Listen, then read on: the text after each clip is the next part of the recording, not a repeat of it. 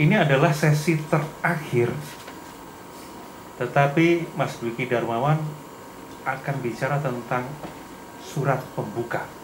Berarti ini akhir, tapi kok pembuka? Berarti ulangi lagi ya? Iya. Samudra Al-Fatihah oleh Dwiki Darmawan. Terima kasih Om Pras. Ini karena Om saya loh. Jadi bukan sepupu, tapi Om saya dan Tante Uti. Dan saya senang sekali ada di sini. Ilmunya luar biasa. Assalamualaikum warahmatullahi wabarakatuh.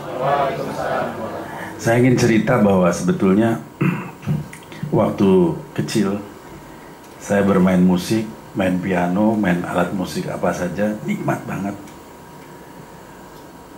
Terus lama-lama musik itu menjadi profesi ya. Saya menjadi anak band. Titik pemberontakan saya justru ada ketika band saya Krakatau itu ngetop, dikontrak oleh industri. Kenikmatan saya bermusik itu hilang dalam sekejap. Karena tadinya saya bermusik bebas sekali, toto dikontrak, dikasih DP, materi, uang banyak. Umur saya masih 17-an, 18-an. Ini yang namanya produser tuh waktu itu. Pokoknya jadi mengubah mindset kita. Saya ini harus jualan, saya ini harus jualan. Kamu tuh bikin musik, tangannya dikebelakangin aja satu, jangan yang ruwet-ruwet. Pokoknya yang gampang, yang saya gampang jual. Setiap hari tuh kita mendengar kata-kata petuah dari produser itu seperti itu. Yang kita semua satu band itu langsung lemes dan oh jadi main musik tuh untuk jualan, laku, dapat duit, jualan, dapat begitu ya. Ternyata kalau setelah dibegitukan, sebetulnya saya sebagai mungkin seniman tuh sakit hati yang sangat mendalam karena oh kok industri itu begini gitu. Jadi itu namanya culture shock anak Bandung yang memasuki dunia industri terus dipatok. Ini di studio harus sekian shiftnya itu biayanya sekian. Jadi ternyata sadis ya dunia industri itu seperti itu. Dan itu mampu kita jalani waktu itu Krakatau yang mengalami pada zamannya alhamdulillah cukup ngetop. Di rilis album pertama itu tahun 86 sampai 89 ya. Itu termasuk pendek sebetulnya. Pendek yang bersejarah 86, 87, 88, 89, 90. Berhenti. Hitsnya banyak. Kita nggak kuat karena main musik yang sudah diatur-atur. Nah, jadi nakalnya kita itu yang jadi hits itu sebenarnya kita masih nakal dengan banyak chordnya itu naik, turun, dan nah itu akhirnya ini adalah kombinasi antara anak-anak musik yang tertekan karena diatur industri dengan tuh jadilah lagu Kau Datang, lagu Gemilang dan sebagainya. Masih syukuri alhamdulillah. Nah, tapi saya bersyukur karena pada waktu itu kita kayak break gitu ya. Masih muda-muda loh breaknya. Saya umur 18, 23 lah, masih umuran 23, ada yang 25. Udah break. Tapi di tengah-tengah break itu menimbulkan kontemplasi. Sebelum saya ke era Krakatau dibawa ke etnik yang kemudian membawa kita sampai keliling dunia. Itu saya menemukan sesuatu, dan ini saya bukan mengajari apapun, tapi pengalaman pribadi dengan surat Al-Fatihah itu. Kita tahu, insya Allah kalau kita umat muslim paling tidak 17 rakaat sehari, kalau ditambah sholat sunat dan lain-lain tentunya lebih dari itu setiap hari ya, 24 jam. Tapi ternyata pengalaman pribadi saya, surat Al-Fatihah itu menurut saya itu adalah samudra yang sangat luas ya. Memang selain itu Ummul Quran, saya merasakan bahwa dengan surat Al-Fatihah itu merupakan obat, merupakan doa yang paling manjur, menenangkan diri apapun. Waktu itu saya masih sangat dangkal, pokoknya apapun Al-Fatihah gitu ya. Jadi pernah suatu saat saya sedang di Jogja, kalau nggak salah lagi syuting dengan sutradara Gari Nugroho tahun 90. Katanya ditelepon sama tante saya, Bicucun. Ini mama di rumah sakit, ibu saya di rumah sakit, dan harus segera dioperasi. Ternyata ada tumor yang sangat besar, membahayakan. Wah, rumah sakit biayanya berapa ya? Ya udah, minta tolong ya ke tante saya untuk diurus dulu. Saya besok pulang dari Jogja. Belum ada BPJS ya, belum ada apa. Saya pernah diajari guru saya setelah sholat maghrib baca Al-Fatihah 40 kali. Saya baca 40 kali Al-Fatihah, karena saya besoknya harus ke rumah sakit. Saya nggak punya uang, ibu saya harus dioperasi, dan saya pikir gimana ini caranya. Terus saya hanya bisa baca surat Al-Fatihah itu, dan singkat kata saya naik kereta ke Jakarta. Banyak hal yang tidak terduga-duga di satu hari saja itu, besoknya ini betul-betul mukjizat. Semuanya itu bisa teratasi. Asisten saya di Jakarta bilang bahwa ada ini masuk, ini ada pembayaran ini, ya bawa ke Bandung. Zaman itu belum ada ATM, belum ada transfer. Itu salah satu peristiwa yang sangat berkesan dengan saya. Nah, terus seringkali ini saya sangat bersyukur pada saat itu tahun 90 sampai 93 ini justru vakumnya band saya ini, yang biasa saya banyak materi, banyak uang, maklum bujangan, masih anak muda, wah setiap hari hampir show, seminggu berapa kali.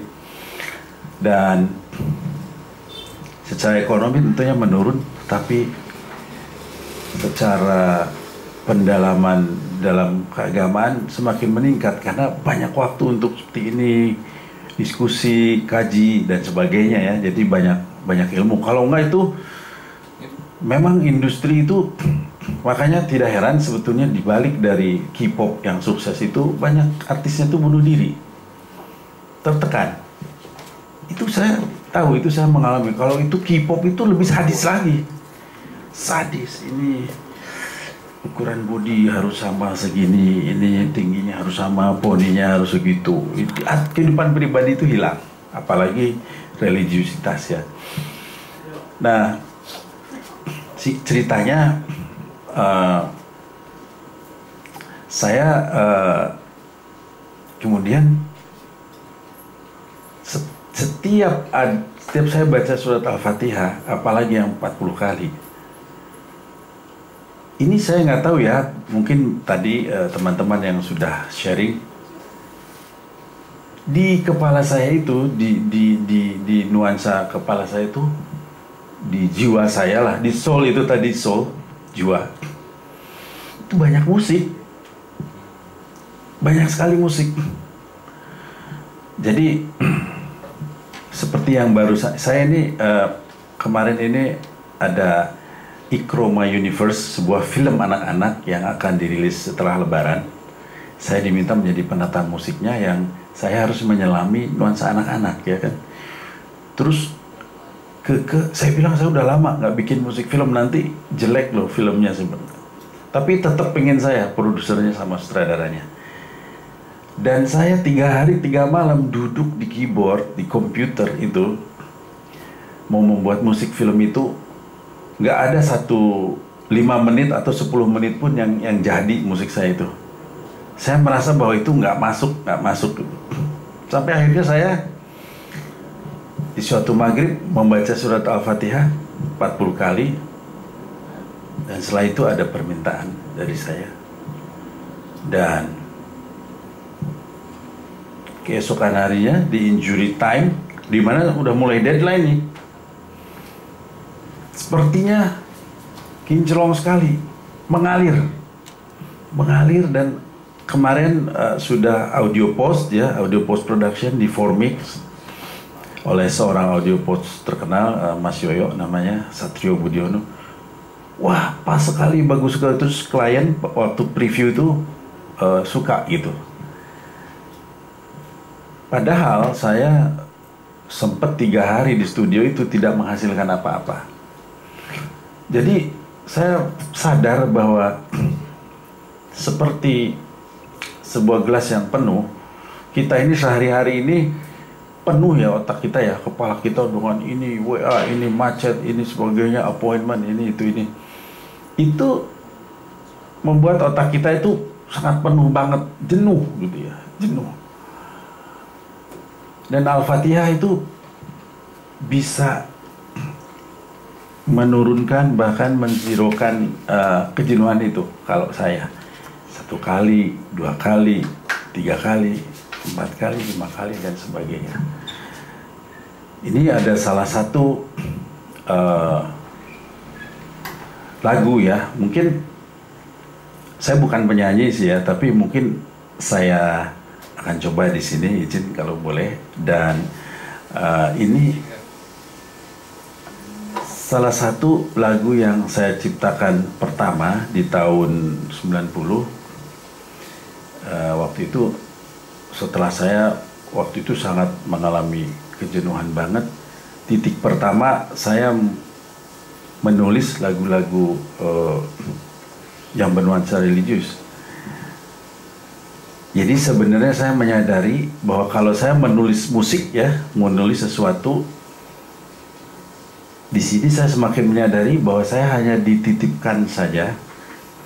Seperti kalau inspirasi lah ya namanya, kalau manusia biasa tuh ya, sesuatu yang menginspirasi, yang Allah berikan melalui saya, melalui tangan saya, melalui hati saya mungkin, dan terciptalah sesuatu. Jadi itu memang saya pikir harus dikembalikan lagi sebagai rasa syukur kita, karena sebenarnya di situ saya semakin menyadari, intinya yang mau saya sampaikan adalah saya semakin menyadari bahwa apa yang kita sebenarnya kita bukan menciptakan, apa yang kita tulis melalui kekuatan Allah ini adalah hanya titipan.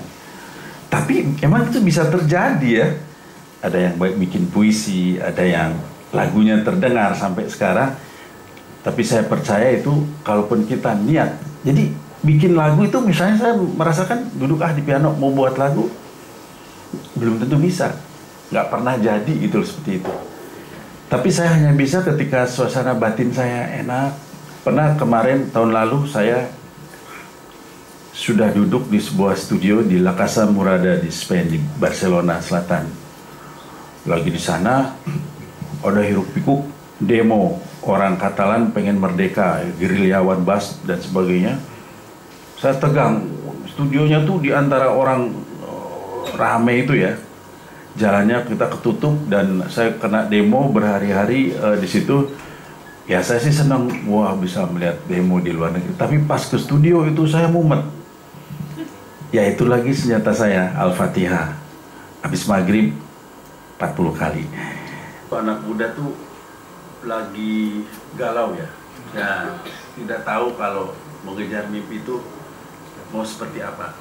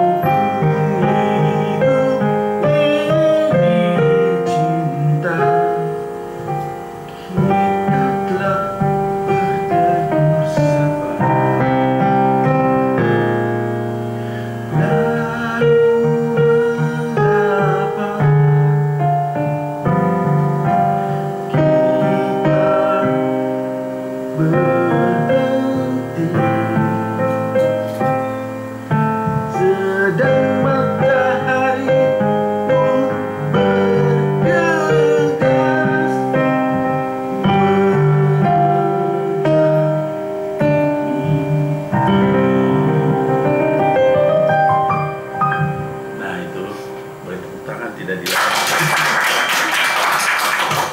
Nanti kalau mau tahu versi indahnya, mungkin kalau ini ada speakernya bisa diklik MP3 kepada kesangsian ya. Tapi mungkin di rumah masing-masing aja lama.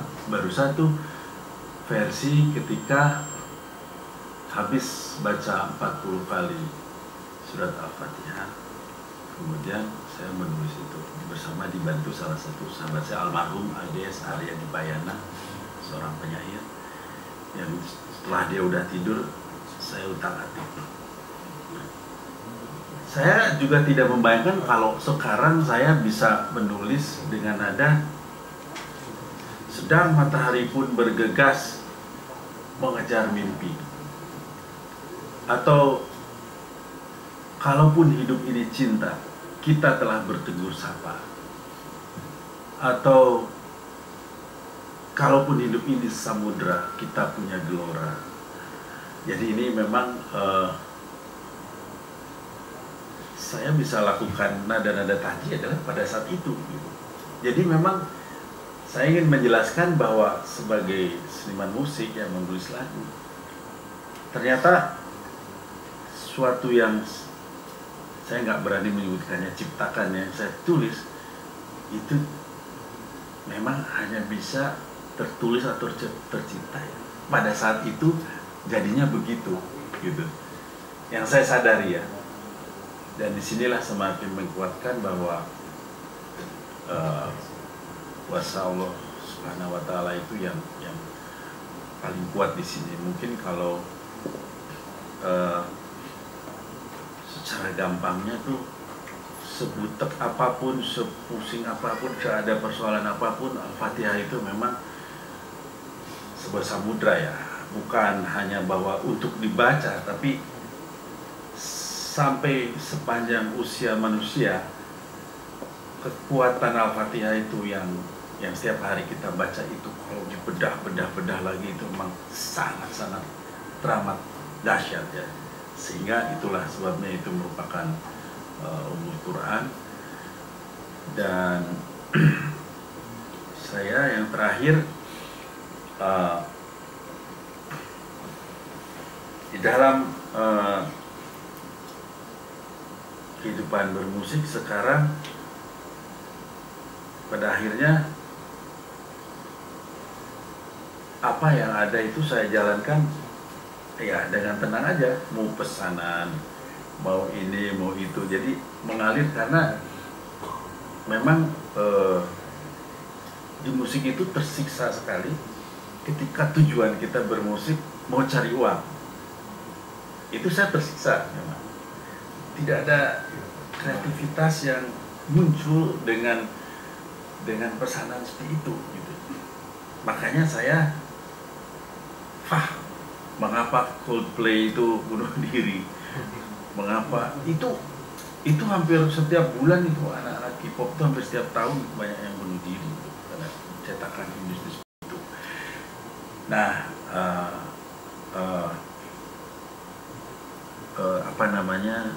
intisari itu tadi mungkin silahkan diinikan masing-masing, karena memang saya sharing ini tidak untuk mengajari segala sesuatu, makanya saya hanya sharing pengalaman pribadi. Dan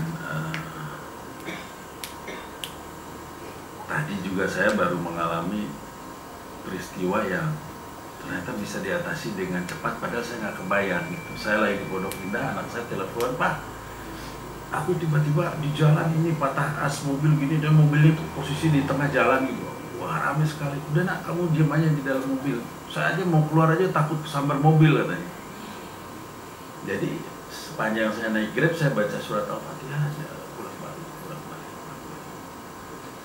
Sambil saya lihat, waduh ini kayaknya langkah itu tenang.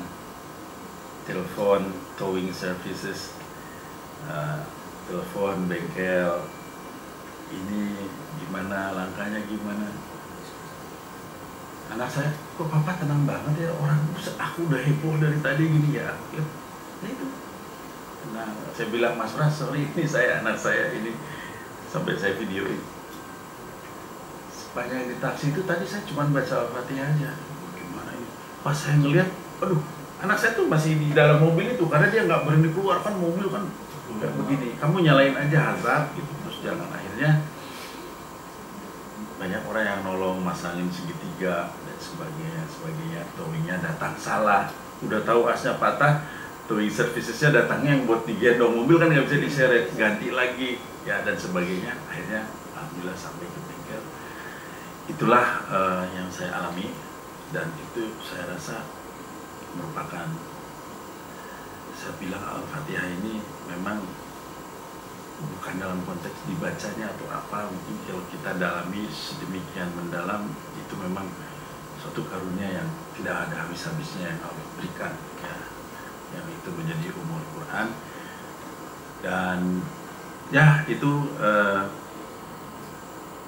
salah satu lagi yang bisa mungkin saya nyanyikan aja sebagai penutup refnya, dan mungkin di sini Mas Pras harus nyanyi lagi dikit lagu dengan menyebut nama Allah, semua juga boleh ya. Kita langsung boleh di ini. Kalau ini benar-benar saya seperti sedikit menerjemahkan dari Al-Fatihah itu secara pop gitu ya. Dan luar biasanya banyak teman-teman saya umat Kristiani, Mas, kita suka nyanyi loh di gereja lagu itu, lagu bisa juga dinyanyikan di gereja-gereja gitu. Jadi mungkin Mas Pras bisa nyanyi dan mau dari mana? Serahkanlah dan